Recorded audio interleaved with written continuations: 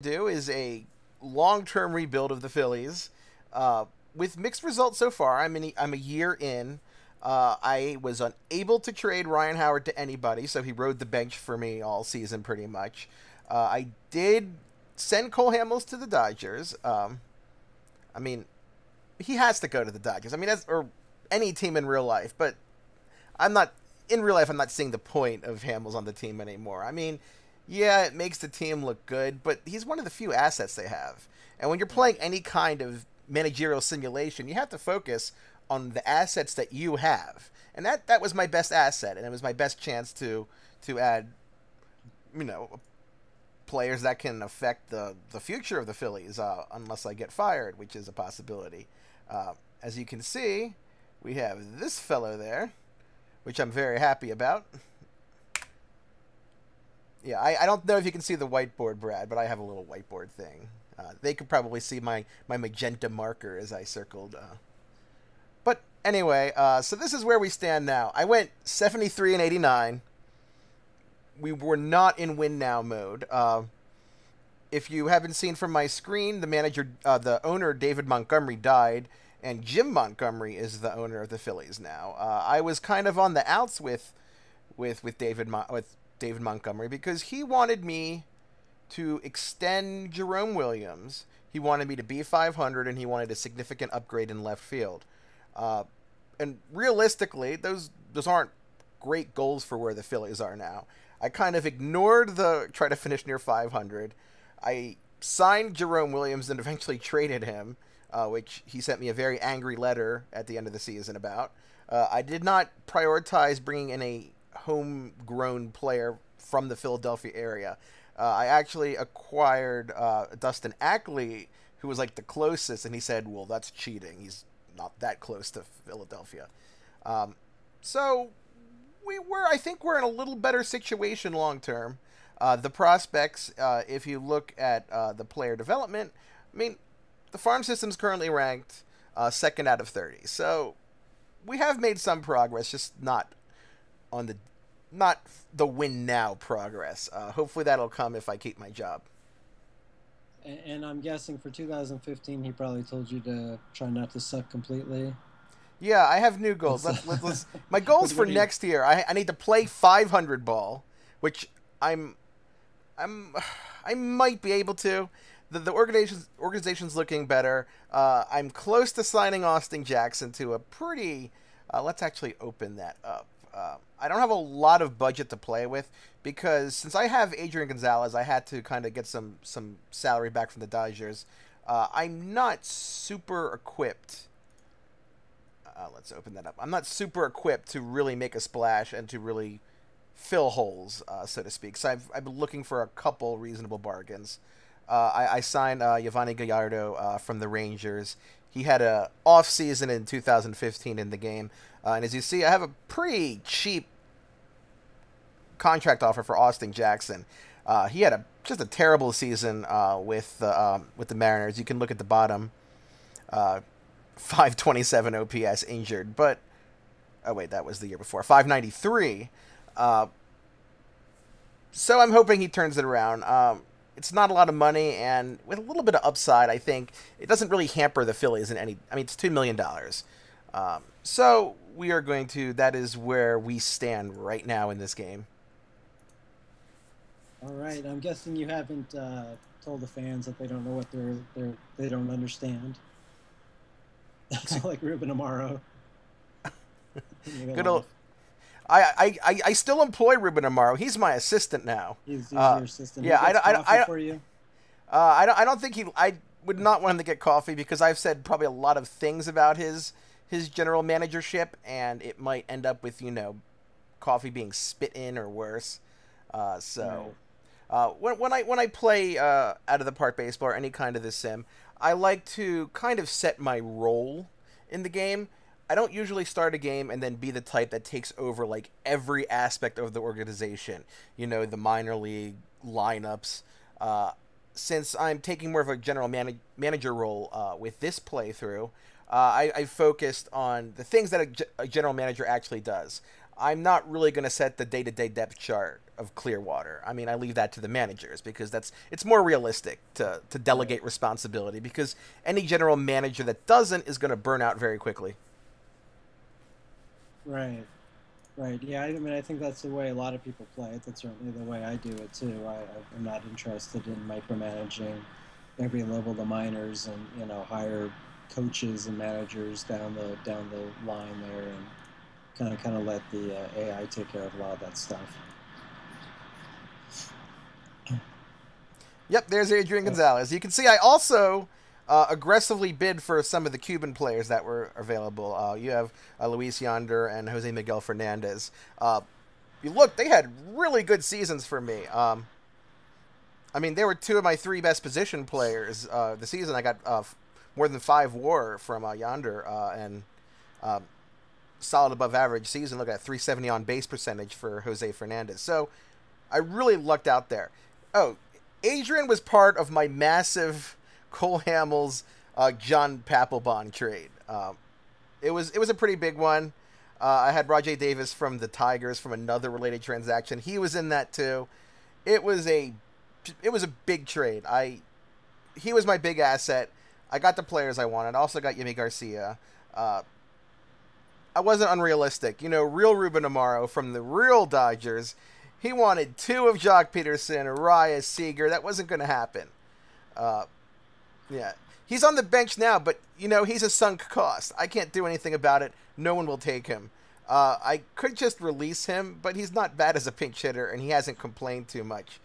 Chase Utley did complain quite a bit during the season, so I kind of had to trade him, too, for not as much return as I had hoped. No, he's someone I think the Phillies probably should have moved in real life as well. Well, it's the thing about Utley is he really likes playing in Philadelphia. Yeah. He has the no trade clause, and it wasn't just a lot of players, the no trade clause, it's something they consider that, oh, I'll give this up in the context of a future negotiation.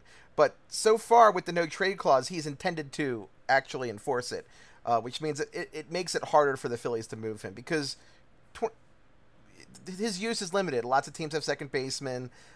He's older. I mean, I love Chase Utley, but he's probably made it a lot more difficult for the Phillies to get value for him than they could have.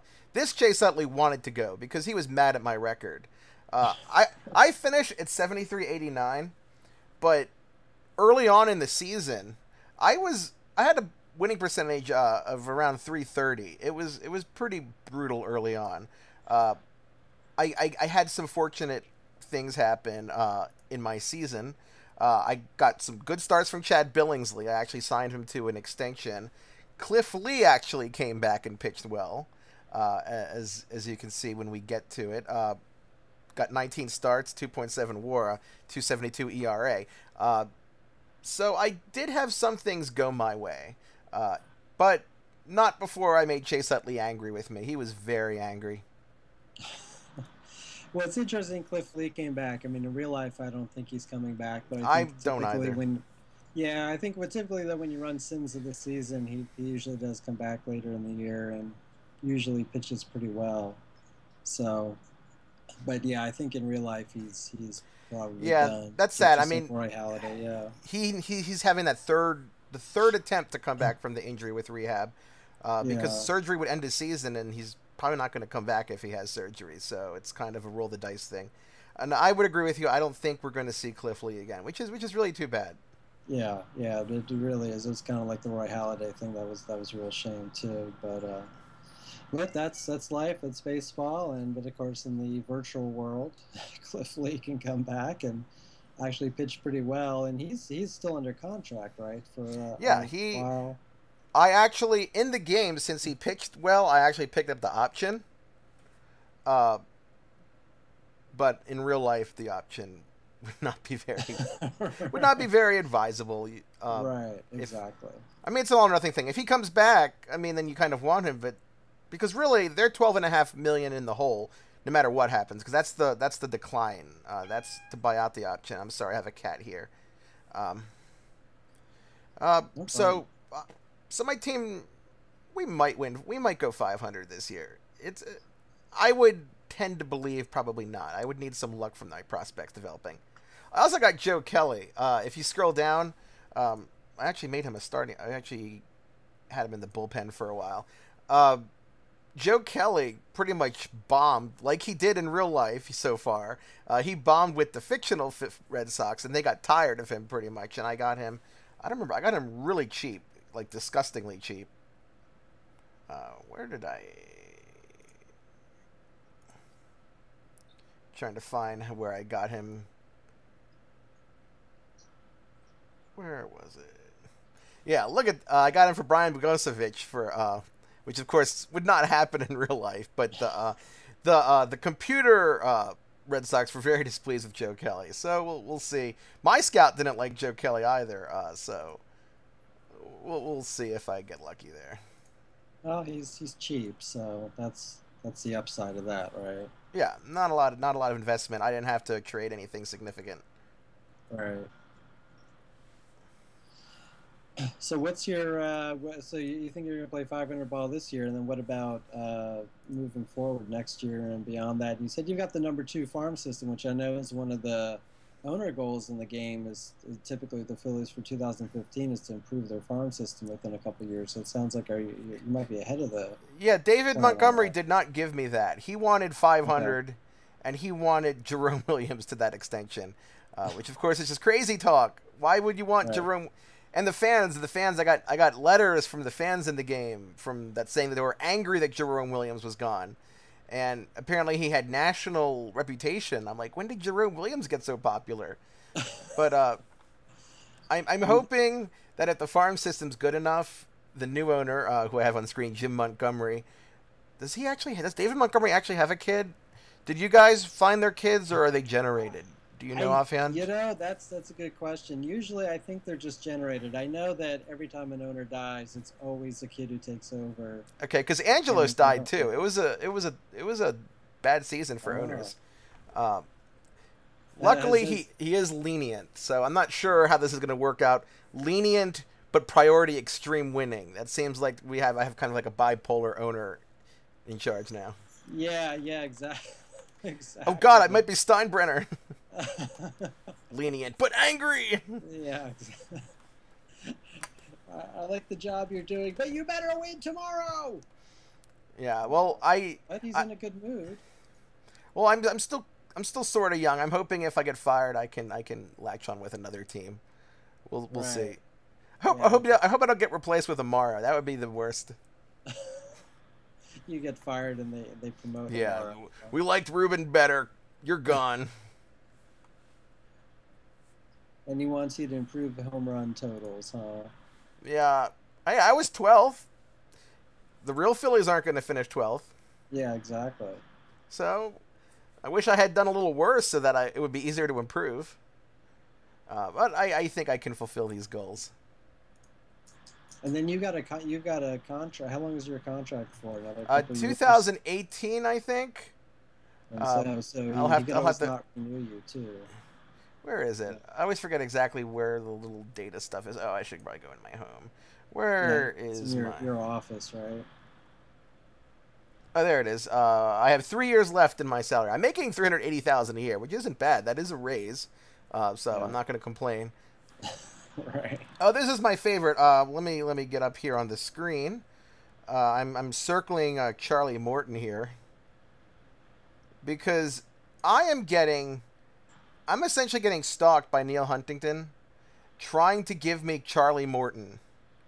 First, he wanted J.P. Crawford for Charlie Morton, and then I refused that. I wasn't even going to talk about that. And then every few days, I'm getting an email for a random bunch of prospects, and he's trying to give me Charlie Morton. And I think I want to get a restraining order. I don't know how to tell him to stop. I don't want Charlie Morton.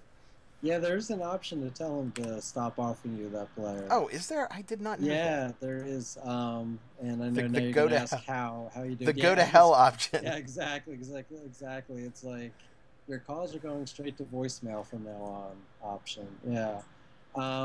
I do know that you can. That was something we added a year or two ago in an update, that you can just tell them to stop bothering you about that player. I think it might be in the trade offer somewhere. Oh, okay. Because one thing about Out of the Park, there are a lot of options. So even when Yeah. you've played it quite